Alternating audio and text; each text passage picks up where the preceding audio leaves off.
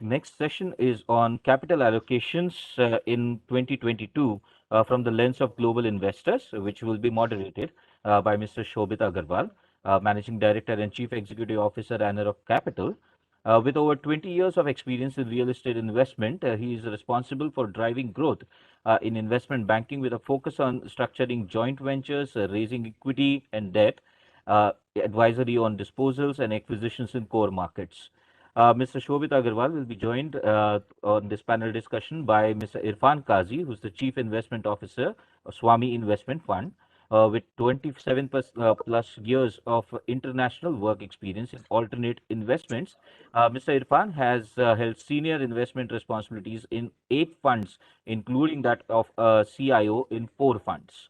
An alumnus of Jamnalal Bajaj Institute of Management Studies and an Indian charter holder from ICFAI, Mr. Kazi has been primarily active in real estate private equity investments at asset management companies such as ICICI Venture, Everstone, AIG Global Real Estate, and L&T Infra Investment Partners.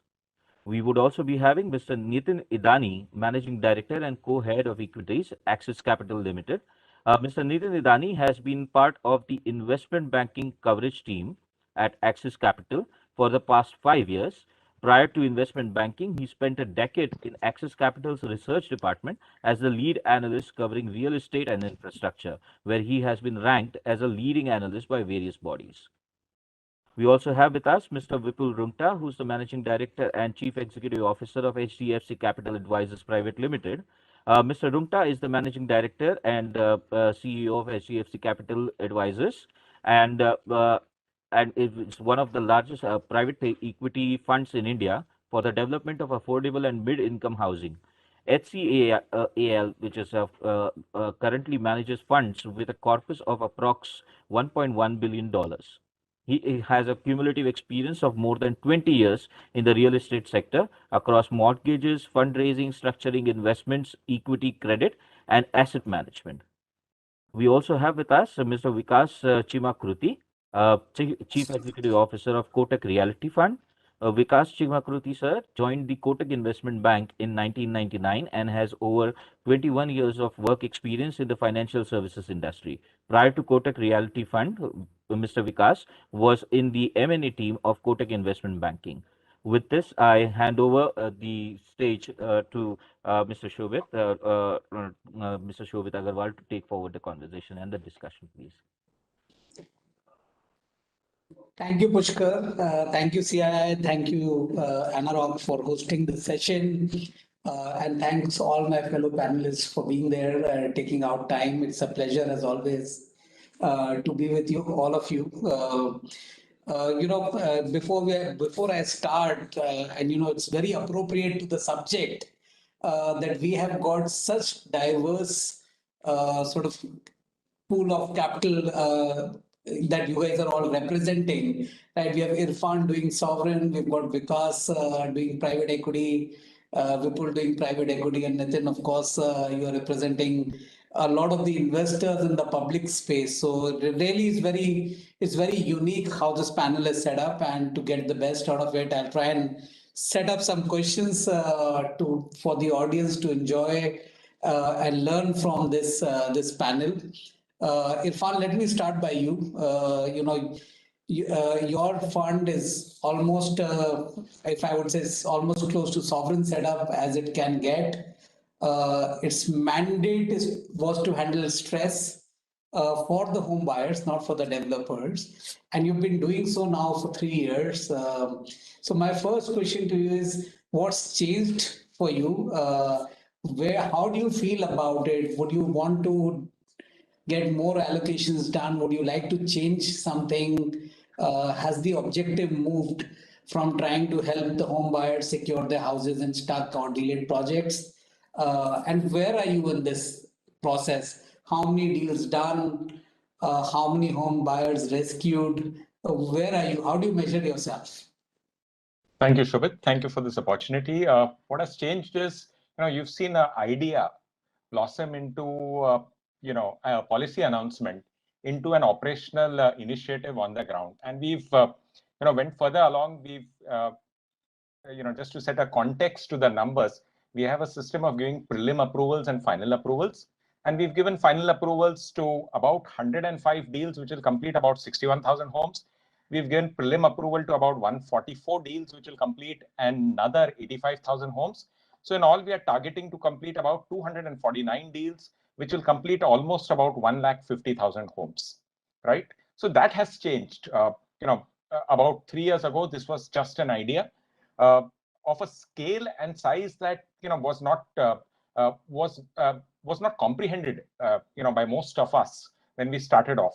And therefore, we've learned a lot along the way. We've been learning a lot along the way, and we've been able to do things, achieve significant progress, primarily because we've realized very early on that,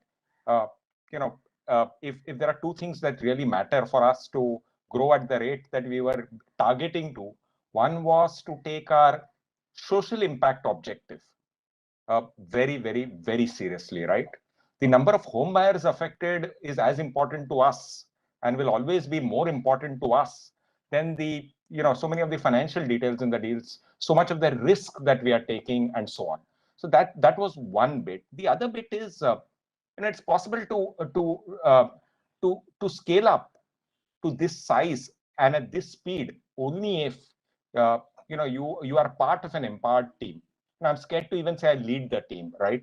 Most of my principals can take most, if not all, the decisions that are that need to be taken on any deal. They lead the deals, and it goes all the way down. So everyone, including analysts and associates, are presenting deals, analyzing deals, meeting developers, and therefore I think if I have to mention that, the single factor that has helped us along the way is the fact that there were 36 empowered individuals leading this fund.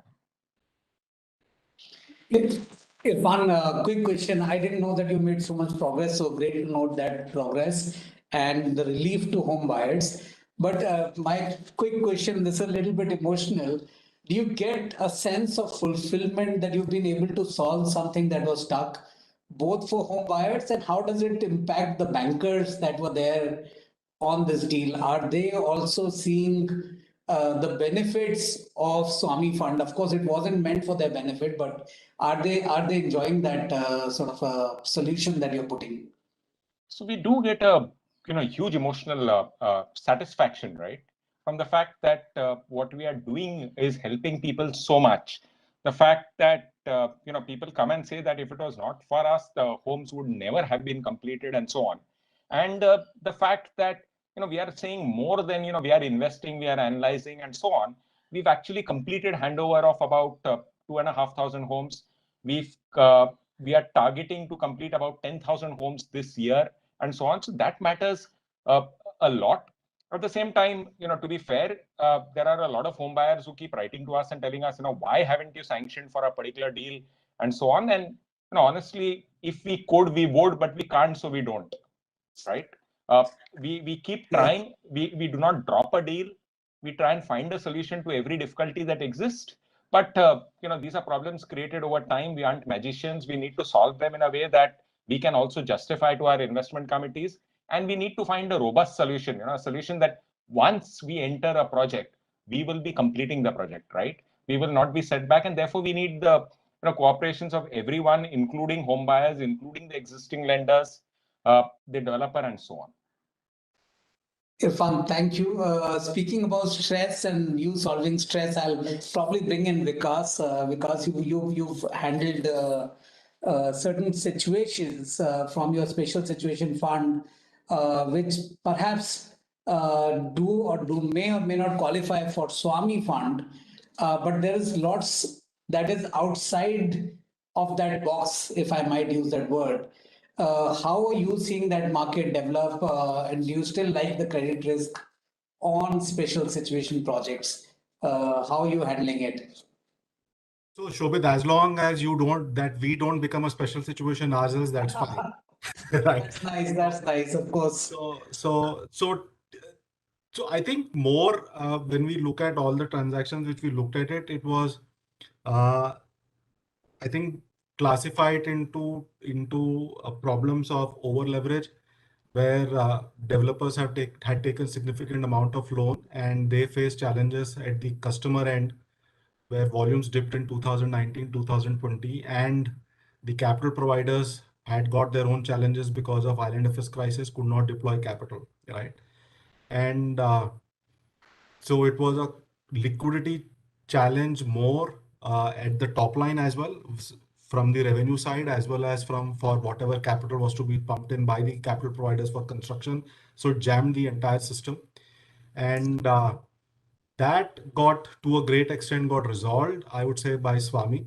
And where SWAMIH could not enter, players like us entered. Otherwise, SWAMIH has to leave something to players like us to earn our bread and butter.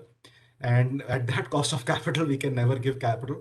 So there was a segment where it was higher mid income, upper mid income, or luxury, and where existing NBFCs were looking for capital. That's where players like us came and deployed capital. And the market also has turned around very well. So, so as long as one does not get into special situations, kind of a situation, you're happy. So you're saying there are opportunities to coexist. Swami can solve something, and there are projects and enough abundant projects that require private capital, private credit at far different terms because the risk is very different to solve for, and there are enough opportunities to solve for. I'll quickly go to Vipul. Vipul, we've spoken and probably started the note on stress, but let's move on to our happier situation. First of all, congratulations for raising new capital. So I understand, and as your description came, I was thinking affordable and mid-market. But from this pool of capital, is your strategy still going to be the same? Or do you have flexibility to do newer stuff, innovate in the capital stack for Indian real estate, or is it going to be just plain simple affordable housing? So from the new pool of capital, we have just done an initial close. We will be doing affordable and mid income, slightly more broad based. But I think time has come because like if you look at whatever is being talked about by all the experts in our sector, and all the pundits who are talking about macro things, with the cycle turning, there is tremendous scope for growth.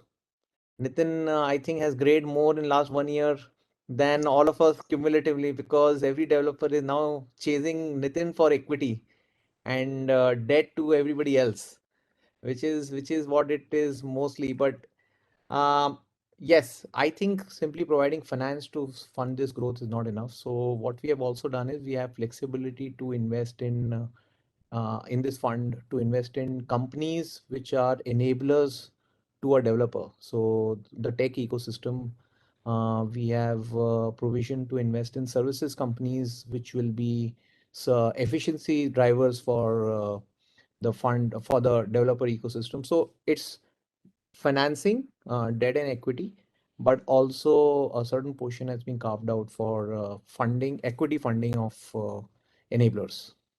So you're saying backward integration so that the efficiency comes on to the developer and eventually to the home buyer, right? With experience of last whatever number of years in real estate, anything which says backward, I don't agree with that. So we say yes, forward integration. Forward integration. So okay. So I Meaning think is the same, yes. integration, forward integration. Speaking of private equity, I think no conversation can be done without talking about public markets. We have Nitin with us. Most recently, he's held two of the large listings on real estate, starting with Macrotech and then Shriram Properties. This has happened after a lull of 10 years, almost a decade of no listing. And then suddenly there is like a piper, everybody wants to go towards public markets. Nitin, what has changed for these companies and the investor perspective, saying why there's suddenly so much demand for paper on real estate? First of all, I must thank all these three gentlemen who tend to make developers scale up to a size where they then that I can help them to try and list. but you're right. It's been a decade since pure equity in its truest sense. I mean, it's been elusive. I mean, more so in the private space, but in the public space, I would say now you've seen some amount of that come back, right? I mean, real estate, real estate public market has had a very checkered past, right? We all know the amount of wealth destruction that has happened in the past, and investors have been a bit scarred and a bit biased, and do tend to have a dual lens when they're looking at this sector. But if you look at it in the last 5 years, I mean, post RERA, the winds of change have already been coming, right? And the REITs really helped get investors come back to the real estate space. I mean, REITs are regarded as low risk. It was really easy for people to make that call and back the annuity sort of plays. Residential was where there was always a lot of selective investing.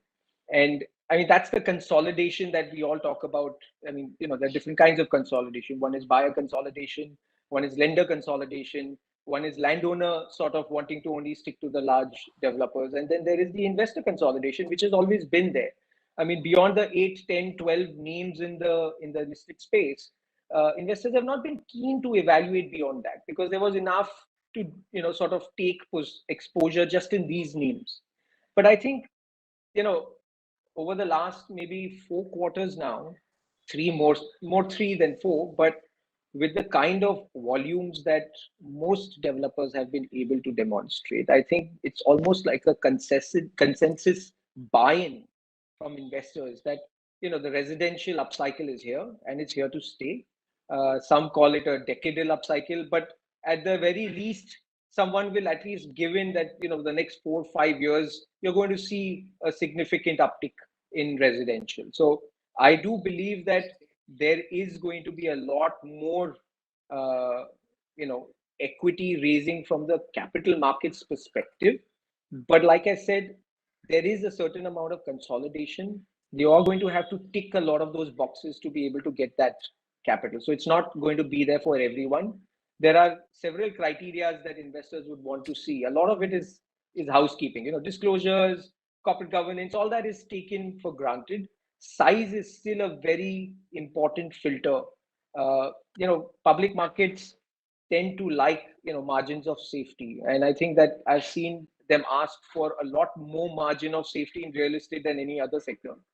And one very important sort of safety net for them is liquidity. And if they need to see, ability to exit positions as well, which is why companies that will come with, smaller market caps, smaller floats, will always find it far more challenging than someone who has already built scale.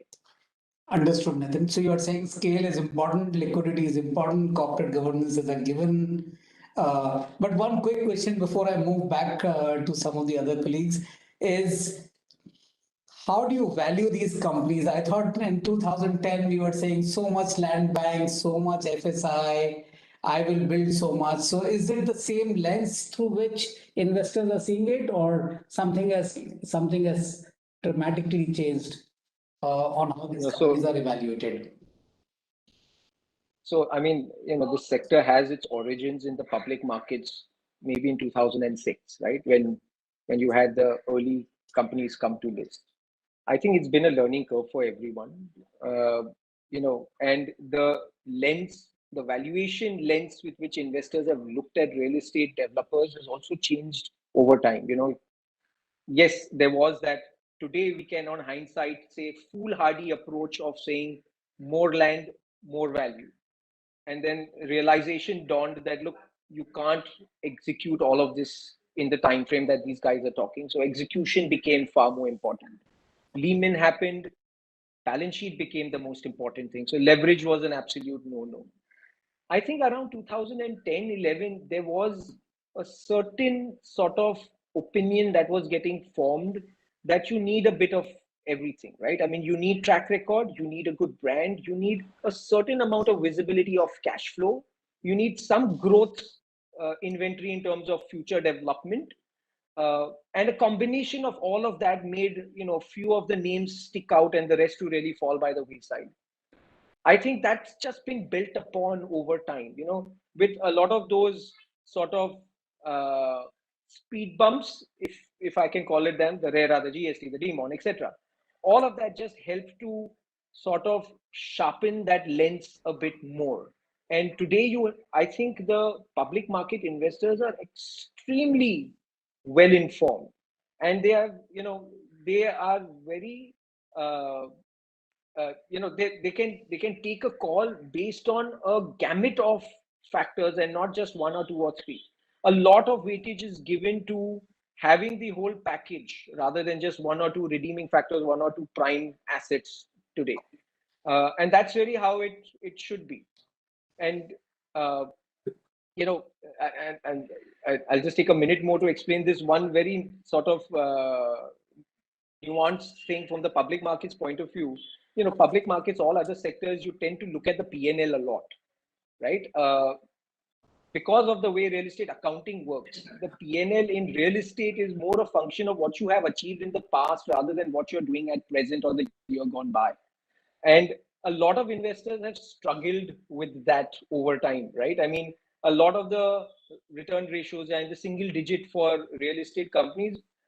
Some of it has to do with legacy issues, balance sheet ballooning up, over leverage, and all of that. But for the large part of it, the P&L is something that still does not give you the full picture in real estate. It's still a cash flow business, and I have seen that sophistication of understanding this nuance and willing to back in real estate companies which may not best financials but have got the best visibility of flows also come through in investors. So I would say that there has been a change in that valuation lens. It has evolved, and we've reached a place where I think investors now can make a very well informed decision of who to. So you're saying there's a lot more transparency in the sector. It's gone up leaps and bounds. Cash flow is priority, not land bank, and of course sales, because more than P&L, it's the top line and the ability to sell that really makes you stand apart. I'm assuming, Nitin, that the big boys will gravitate towards public markets if they are already not listed. Let me go back to people who are still not there and require help from likes of Vipul and Vikas to help them scale up their companies before they can approach you. So one quick question to both of you, and maybe Vikas, you can take it first, and then Vipul. I'm assuming that when we used to speak about 5 years ago, I guess all of us were a little less experienced. Today, my sense is that between both of you, you've seen over 100 exits, entry and exits, very successful. In most cases, some would have given you some pain. When you now look at doing fresh investments, how much weightage would you give to quality of partner? Leave alone assuming everything else equal, right? Everybody has decent governance, the project is nice, but in whose hand is this project? How much weightage would you give to that? First, Vikas, you can take a shot at it, and then Vipul. I can't hear you, Vikas. Sorry. Project in the hands of a quality player obviously makes life easy for investors like us because governance standards are good, execution is good. You don't have to spend so much amount of time monitoring it, right? But unfortunately, for player like us, our return targets are far higher, and with those kinds of return targets, the proportion of some of the big boys being our partners in a credit kind of a situation is low. Yes, if you have equity, yes, you make good partners. But in a credit kind of a situation, that kind of becomes ability to get real top grade. So let's say you are talking about people like Prestige, Lodas, and all those words. Getting them, probability of that is low. One-off situations you will end up with, but most of our players in our business, at least for Amar Fund, are more mid-tier kind of players. And so fortunately, till now, we have been able to manage it well. Those players have scaled up over a period of time. They have delivered.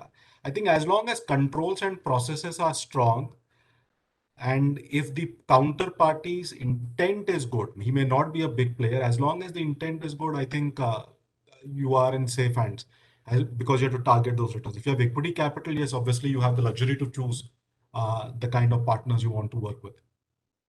Thank you, Vikas. So what do you, Vipul? Okay, before I answer that question, Shobit, I would like to ask you, do you mean quality means size? Is that what you're saying, that top quality are the, say, the top 20 people? No, I'm not necessarily saying top 20 people. I'm just saying top 20 on overall basis. It's not necessarily the size. But So let's say the frankly, top 10 are listed. in my So opinion, let's say I am the not. top 10 are listed. Hmm. Sorry, Sorry, go ahead, please. Vipul. No, frankly, in my opinion, Shobit, I have not seen any list which lists the top 25, 30, 50 players. If it is beyond the size or sales, there are, I think the entire industry is searching that who is the top 25. And as Vikas put it, I think the lucrativeness of lending, whether it is giving money at 6% or giving money at 16, or it's giving money at whatever rate you're giving, is purely a function of intent. I know top-notch developers who are taking debt at rates that Vikas would love to give it them at, and I know some not so good guys who may be taking at ridiculously low rates. So it's a function of, I think it's a function of, most importantly, being relationship oriented with the developer and understand what is the exact pricing of the risk that you're taking. I'm talking more on the credit perspective, because the same developer may take the money at a different rate depending on what he's getting out of it. So one of the things that we try and do is, like, what we are trying to do in our new this thing also is, it's not that much about cleaning up what is existing. Irfan has done a brilliant job. So a lot of guys that Irfan has funded and brought them out, we are saying now you need growth capital. And in growth capital, if you're making $100, then we don't mind funding you and, being getting half the return that you are getting in percentage terms. So it's about pricing your risk.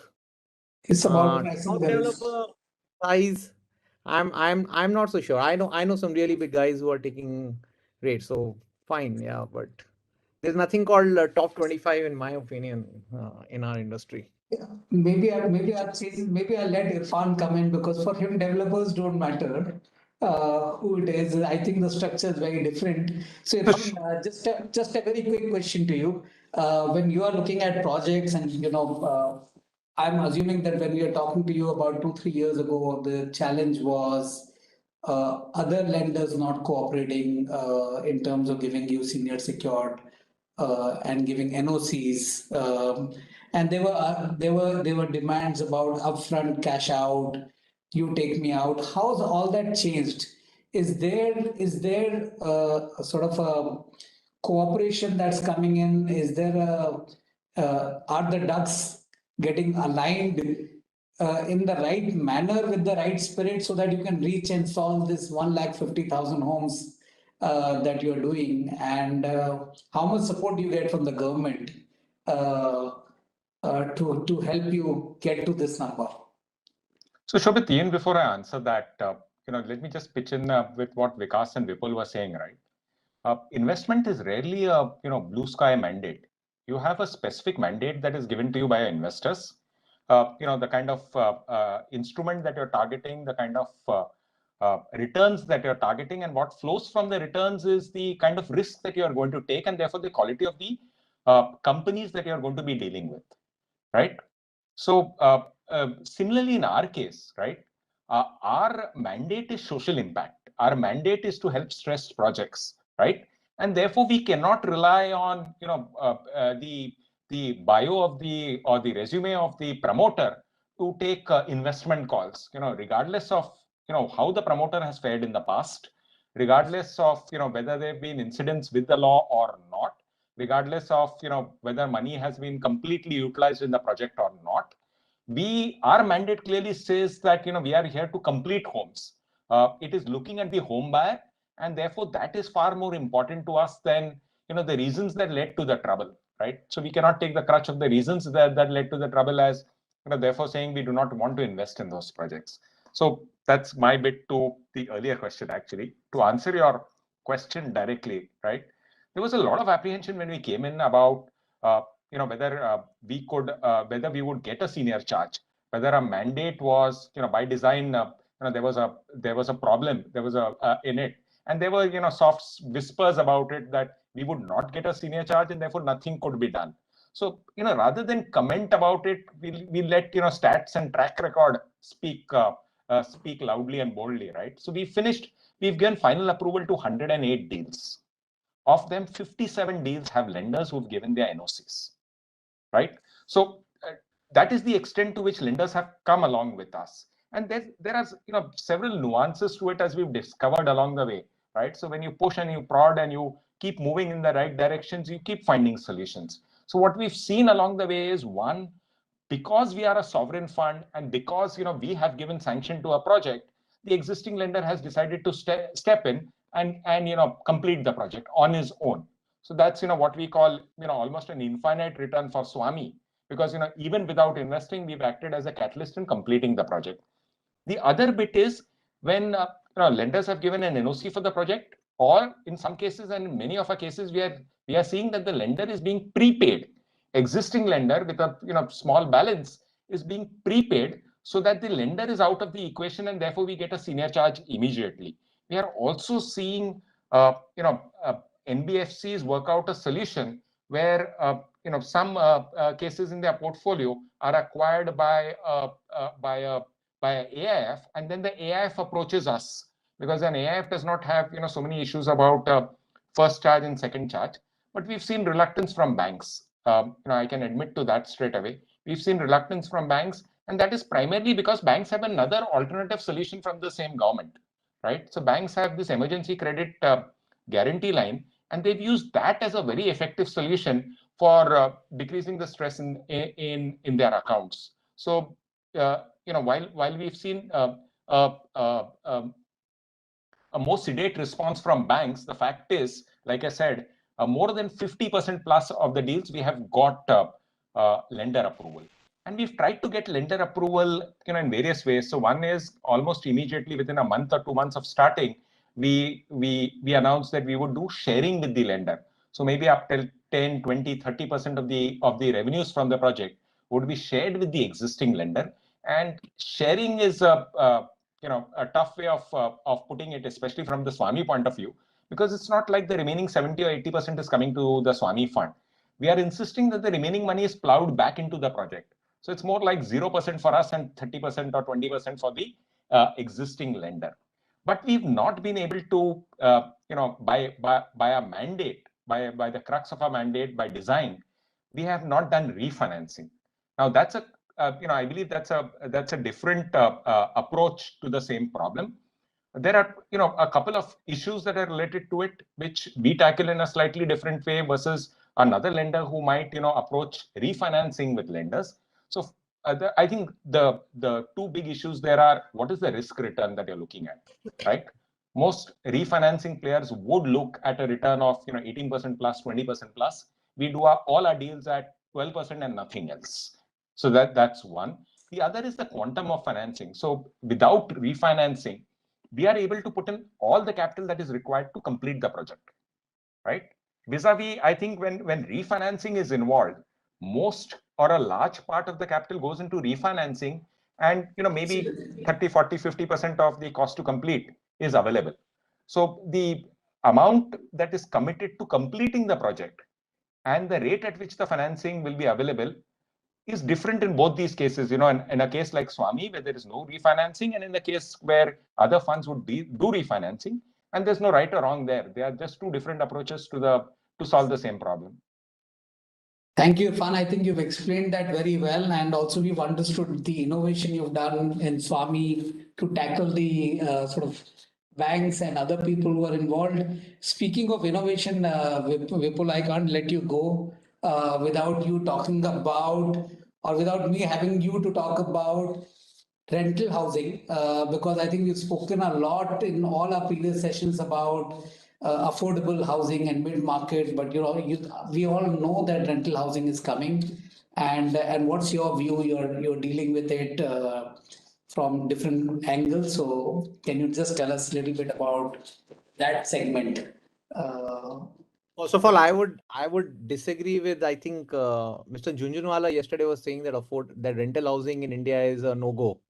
Yeah. Or it makes no sense. I will convey that to him separately after I would this call.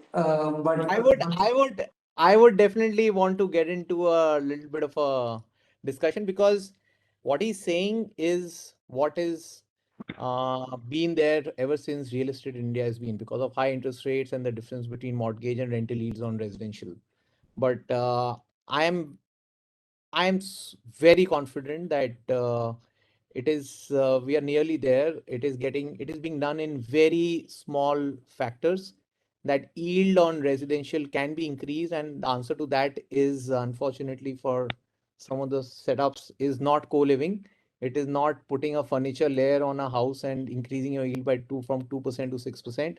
I think it is pretty much about creating efficiencies in the cost. Can I do the same thing, better designed, lower priced, more efficient construction cost? And can I maybe do the same thing in 1 year versus 4 years? And then I look at my yield to cost. There is a tremendous market in affordable mid-income housing. If we are today at the X number as far as the market is concerned, the 3.5 lakh odd units which are being sold, the rental housing market is, if you capitalize that part, is about 2 to 3x of that. And it is going to come, whether we are part of it or not is not material. So you're saying government is conscious about it, they are thinking, and they are soon going to act and legislate, and we all believe that the size of that market could be bigger than REITs if we play it right. No, REITs could be an answer for that, because REITs, Yeah. you're assuming is commercial. There Yeah. are residential REITs which exist globally. Yeah. And on your part about government also, I'm sorry, Shubhit, but maybe I have to go back on your statement. But government has already acted on it last year. Has already They have already acted on it in July last year. It has not taken off because of some small issues in the ARSC, the Affordable Rental Housing Complex scheme. They have two models under that, but so much has, I think everybody has gone through so much in last couple of years that some of those finer things are getting lost.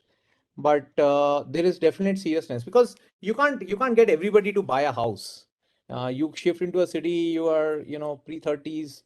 You can't say, okay, fine, start buying a house and do all those things. Yes, we would love them to do that, but there has to be a play where I can get a decent house at right rent, and still be so-called asset light, which was a flavor till 2 years back.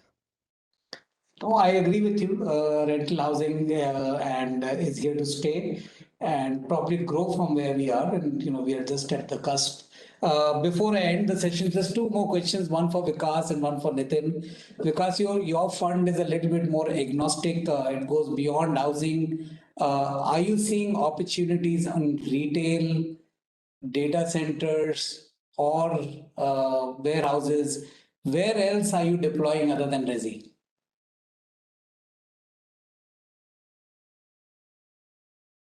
Can't hear you. Can't hear you. We are at this point of time, historically, we have deployed, these are more special situations kind of a situation, Shobit, projects which are stuck, whether it is retail, hospitality, or commercial. And that's where we are looking at deploying capital.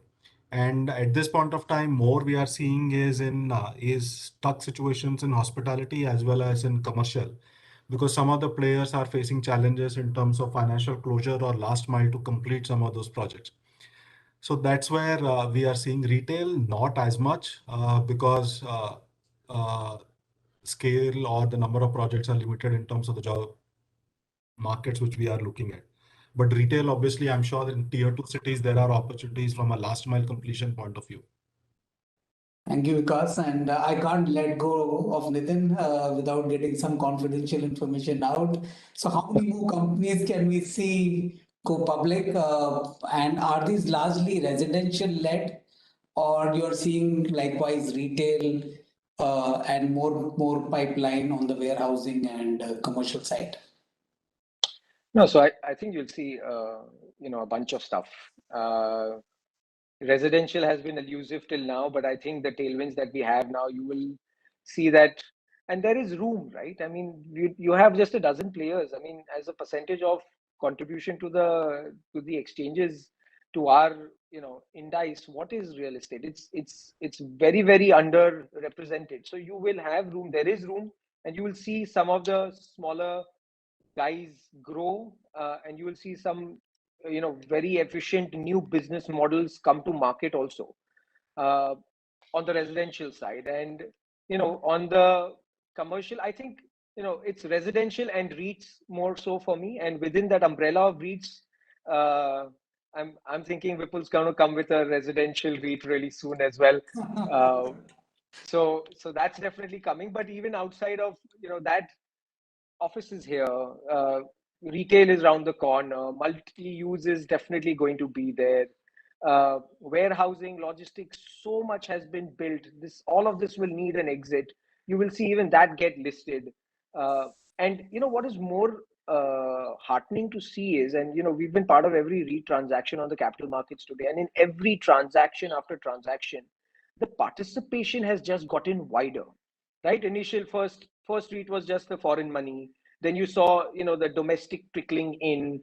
The third transaction saw a lot more domestic, and all through this, what was extremely heartening to see was the non-institutional understanding and appreciation of this product.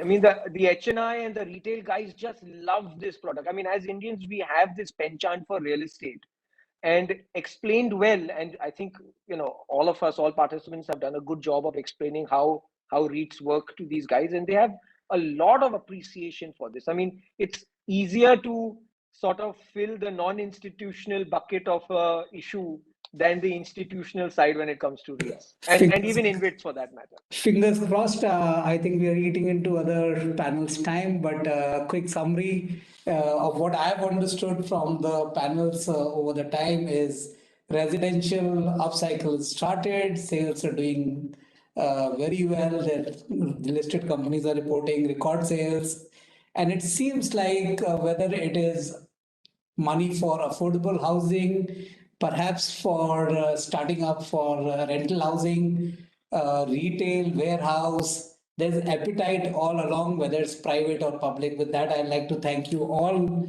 for sharing your views so candidly. Thank you, CII and Anarock, for hosting us all. Thank you once again.